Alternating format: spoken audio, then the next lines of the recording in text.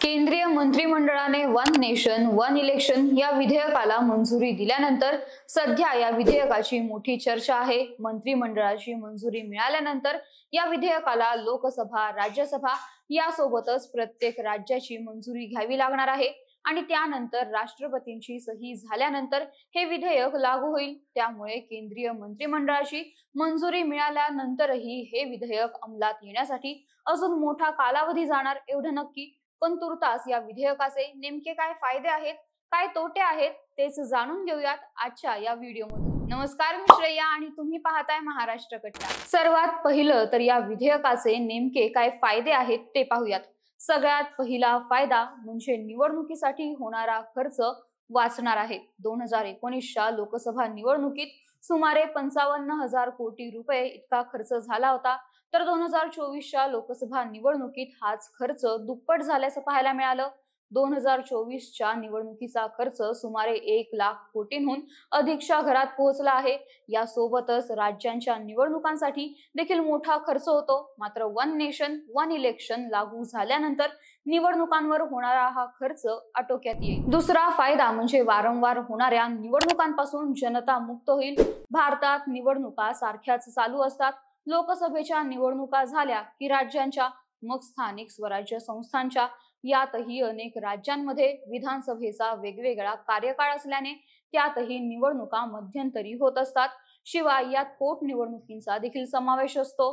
त्यामुळे काही निवडणुकांना चांगले मतदान होते, तर काही निवडणुकांना मतदानाचा टक्का घसरतो। पण वन नेशन वन इलेक्शन विधेयक लागू झाल्यानंतर एकाच दिवशी मतदान होईल, ज्याचा एक चांगला परिणाम मतदानाच्या टक्क्यावर होईल व मतदानाचा टक्का वाढेल। वन नेशन वन इलेक्शनचा तिसरा फायदा म्हणजे देशात राजकीय स्थिरता येण्यास मदत होईल। खासदारकीच्या झाल्या की आमदारकीच्या निवडणुका, आमदारकीच्या झाल्या की नगरसेवकाच्या निवडणुका आणि या सगळ्यात कधीतरी पोटनिवडणूक देखील येते। दरम्यान या सर्व निवडणुकांच्या वेळी त्या पूर्ण भागात आचारसंहिता लागू असते व आचारसंहिता लागू असताना अनेक विकास कामांवर बंधनं लागतात आणि ती विकास कामे रखडतात। पण वन नेशन वन इलेक्शनमुळे एकाच वेळी सर्व निवडणुका झाल्याने केंद्रात, राज्यात राजकीय स्थिरता येईल व सोबतच निवडणुकांच्या वेळी लागणाऱ्या आचारसंहितेमुळे रखडणाऱ्या विकास कामांना गती मिळेल। याशिवाय वन नेशन वन इलेक्शनमुळे निवडणूक अधिकाऱ्यांचा वेळ आणि शक्ती दोन्हीही वाचेल, तर सरकारी तिजोरीवरील भार देखील मोठ्या प्रमाणात कमी होईल। यासोबतच प्रत्येक राज्याच्या निवडणुका आल्या की त्या निवडणुका जिंकण्याच्या अनुषंगाने नवनवीन योजना आणल्या जातात।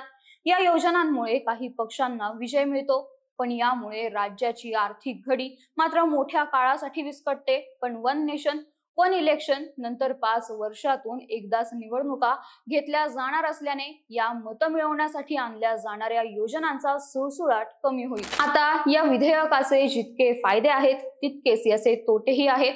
त्या तोट्यांबद्दल बोलायचं झालं तर सर्वात पहिला तोटा म्हणजे हे विधेयक लागू करण्यासाठी संविधानात आणि कायद्यात बदल करावे लागतील। हे आवश्यक बदल करण्यासाठी नवीन विधेयक आणून घटना दुरुस्ती करावी लागेल। त्यासोबतच राज्यांच्या विधानसभेत देखील हे विधेयक मंजूर करावे लागेल आणि ही सर्व प्रक्रिया अतिशय वेळखाऊ व किचकट असल्याने यात विलंब होऊ शकतो, ज्यामुळे या विधेयकाला लागू करण्यात अडचणी येऊ शकतात। वन नेशन वन इलेक्शनचा दुसरा मोठा तोटा म्हणजे अनेक राज्यांमध्ये वेगवेगळा असणारा निवडणुकांचा कालावधी। 1967 पर्यंत केंद्र व राज्याच्या दोन्ही निवडणुका एकत्र होत होत्या, पण नंतर राज्यांची पुनर्रचना आणि इतर कारणांमुळे निवडणुका वेगवेगळ्या वेळी होऊ लागल्या।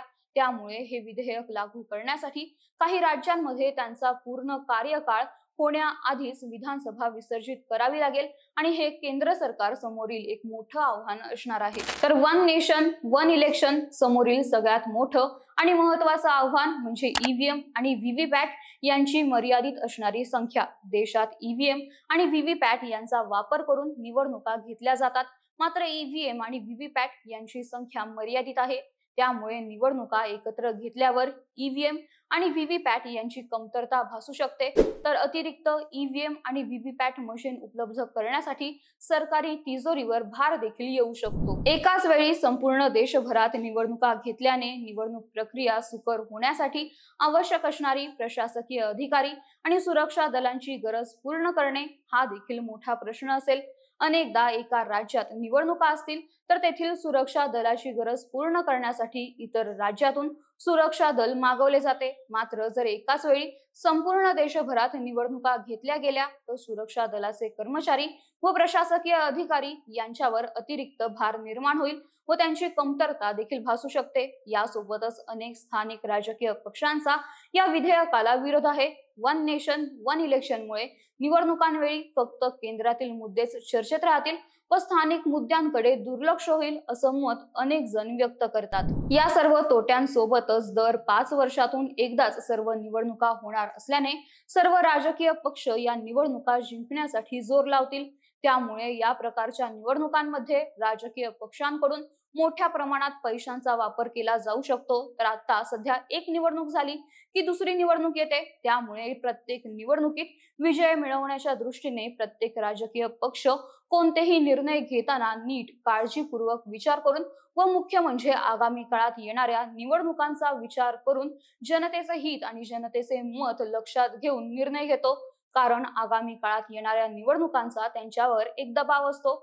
मात्र जर वन नेशन वन इलेक्शन आलं तर एकदा का निवडणुका झाल्या की आता पुन्हा 5 वर्षांमध्ये इतर कोणत्याही निवडणुका नसल्याने सत्ताधारी पक्ष निर्धास्तपणे मनमानी कारभार करू शकतो। वन नेशन वन इलेक्शन लागू झाल्यानंतर निवडणूक झाल्याच्या 5 वर्षाच्या काळात कोणत्याही कारणास्तव केंद्र सरकार किंवा राज्यातील एखादं सरकार पडलं तर अशा स्थितीत सर्व निवडणुका पुन्हा होणार का, हा देखील एक मोठा प्रश्न असणार आहे।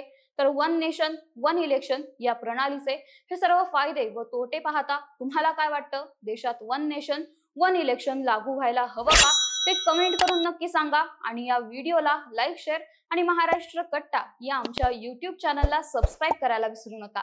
धन्यवाद।